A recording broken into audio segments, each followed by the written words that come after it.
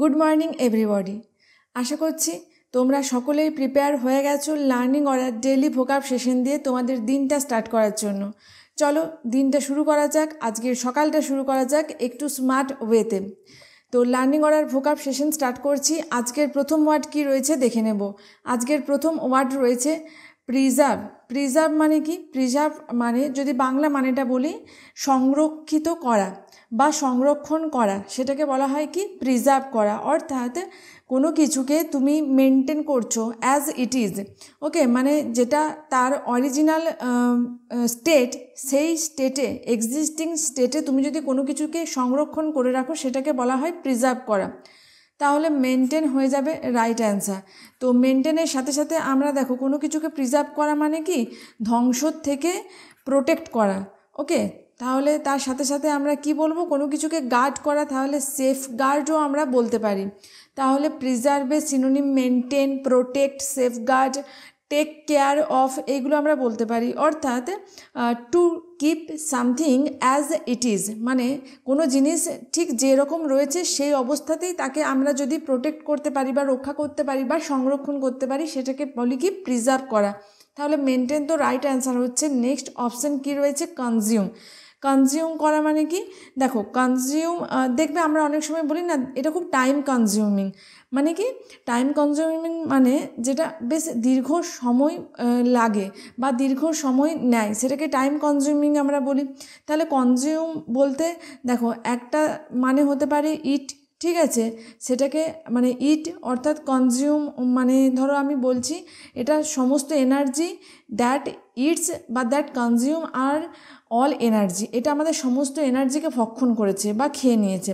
তাহলে কনজিউমের একটা মানে ইট হতে পারে, ঠিক আছে, আর একটা মানে কি ইউজ করা, যেরকম ইউজ করা বা যেরকম আমরা বলি ধরো যে খুব টাইম কনজিউমিং, তাহলে খুব মানে একটা খুব সময় ইউজ হচ্ছে, ঠিক আছে, বা এনার্জি আমাদের কনজিউম হয়ে যাচ্ছে, মানে কি এনার্জিটা আমাদের ইউজ হয়ে যাচ্ছে, ঠিক আছে।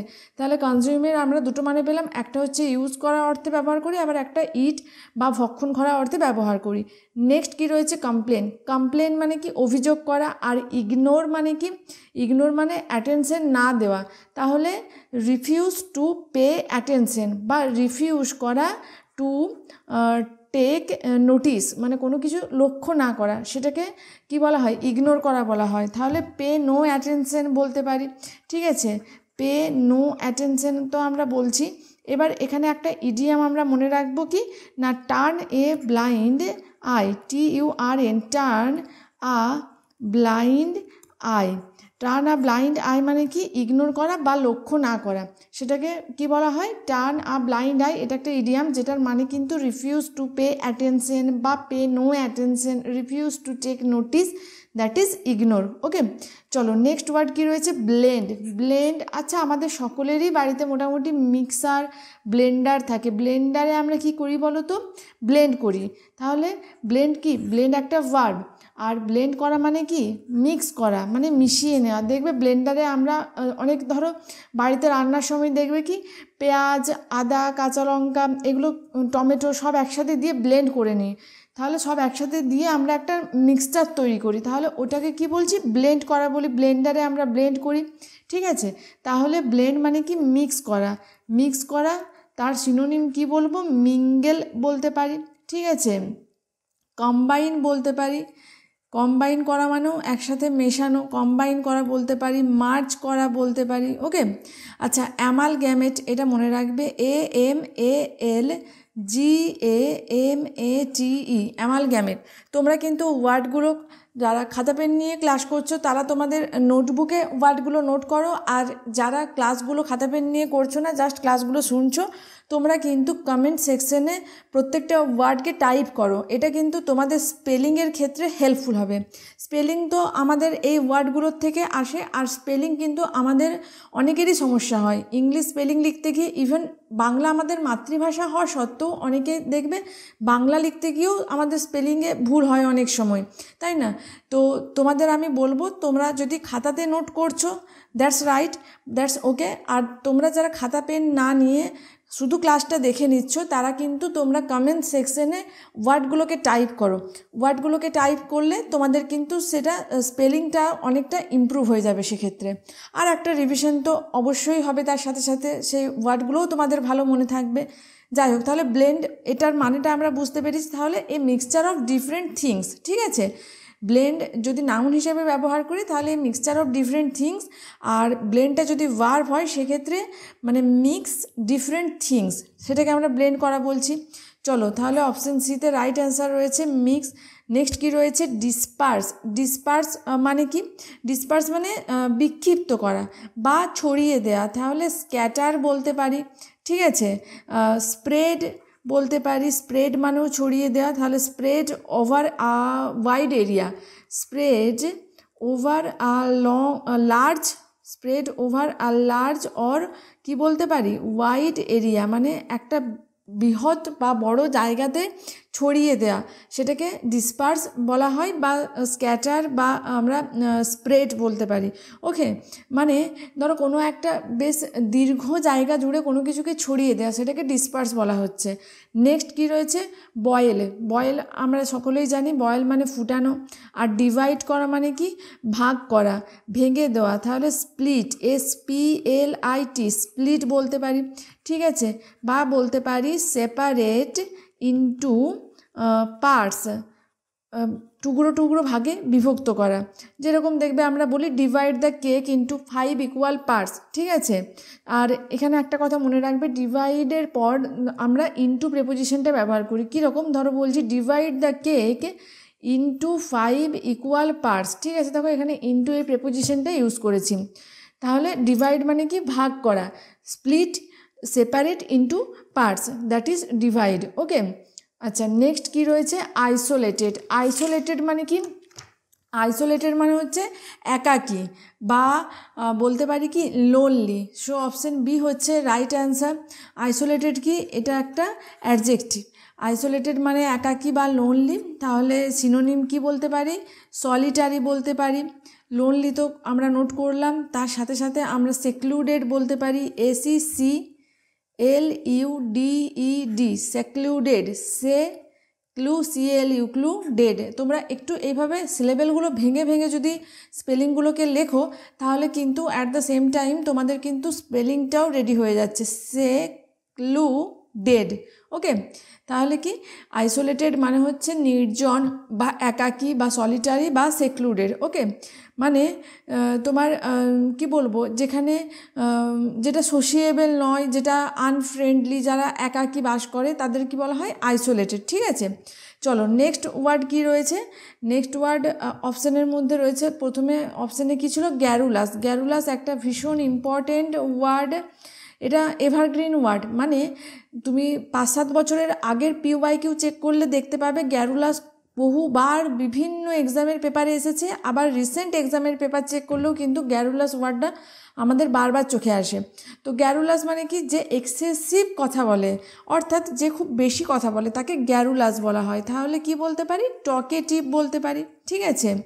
আচ্ছা লকুয়াসিয়াস বলতে পারি, লকোসিয়াস বলতে পারি।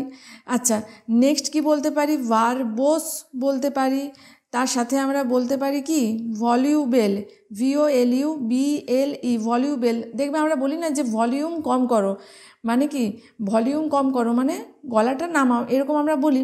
তো যারা বেশি কথা বলে তাদেরকে আমরা কি বলি ভলিউবেল বলি, ঠিক আছে।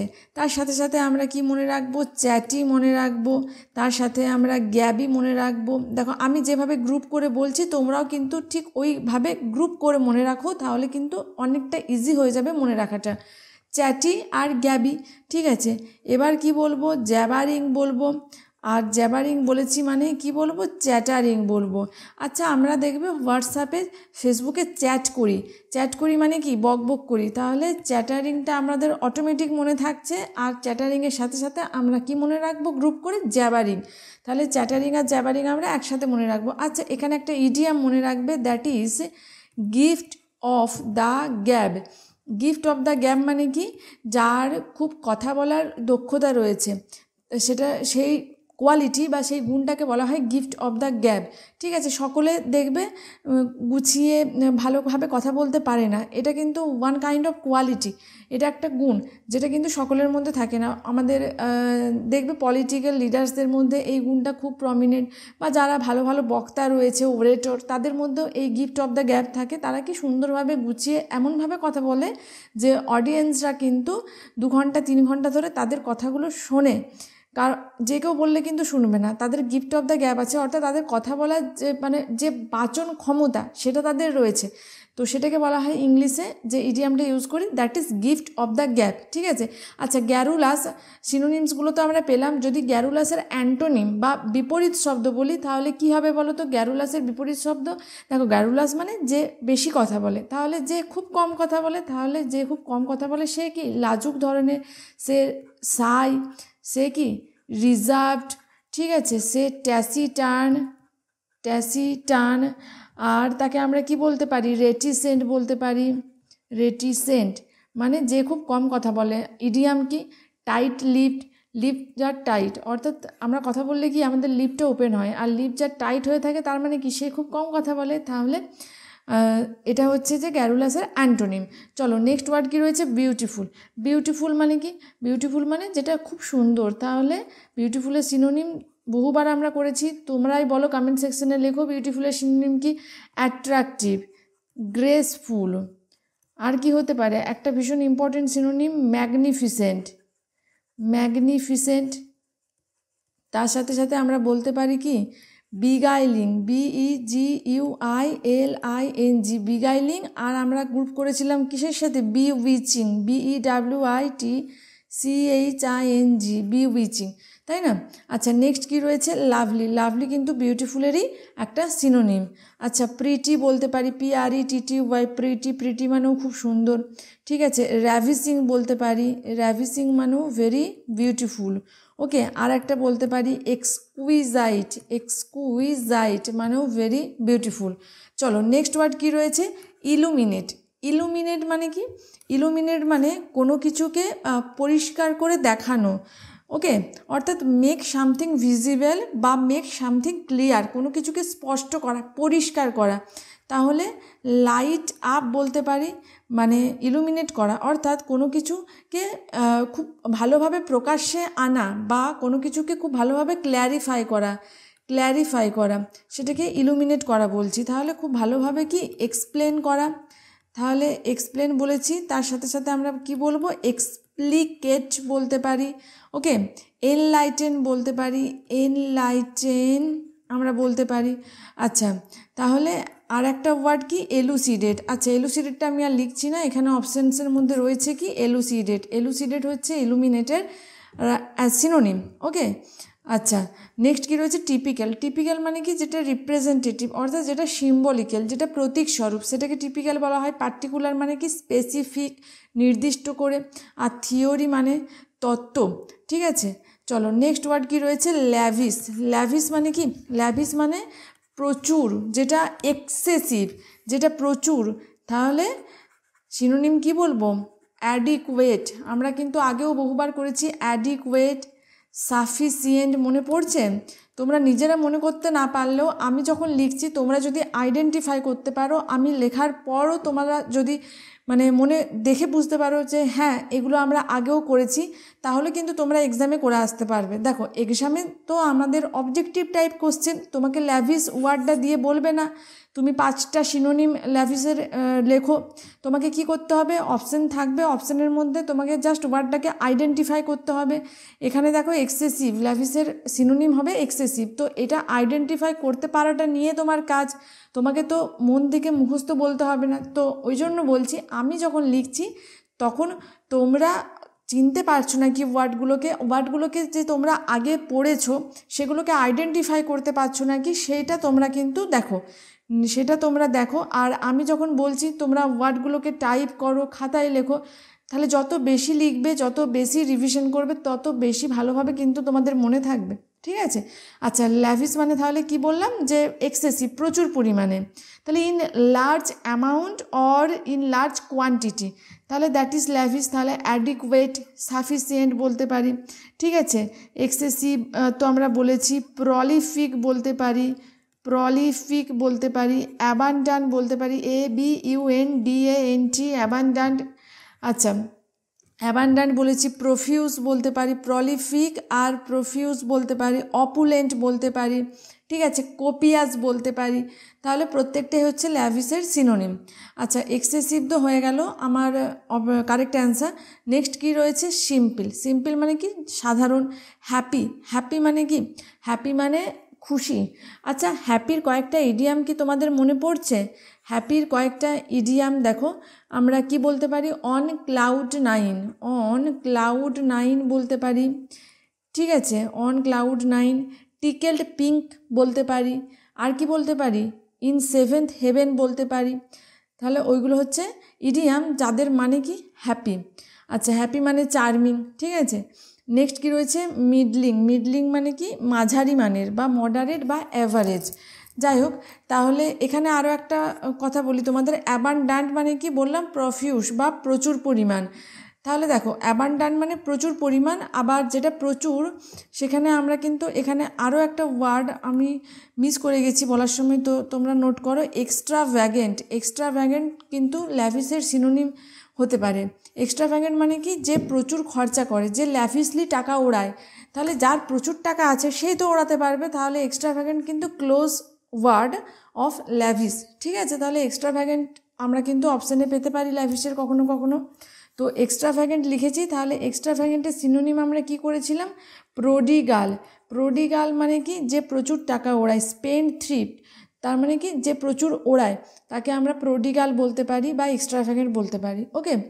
আচ্ছা, এখানে দেখো, এক্সট্রাভ্যাগেন্টের যদি অ্যান্টোনিম বলি, অর্থাৎ যে কম খরচা করে, তাকে আমরা কি বলতে পারি বলো তো?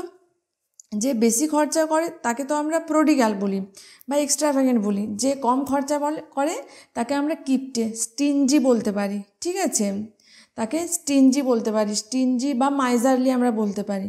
ওকে। তো আজকের ক্লাস এই পর্যন্তই। আশা করছি তোমাদের ক্লাসগুলো ভালো লাগছে।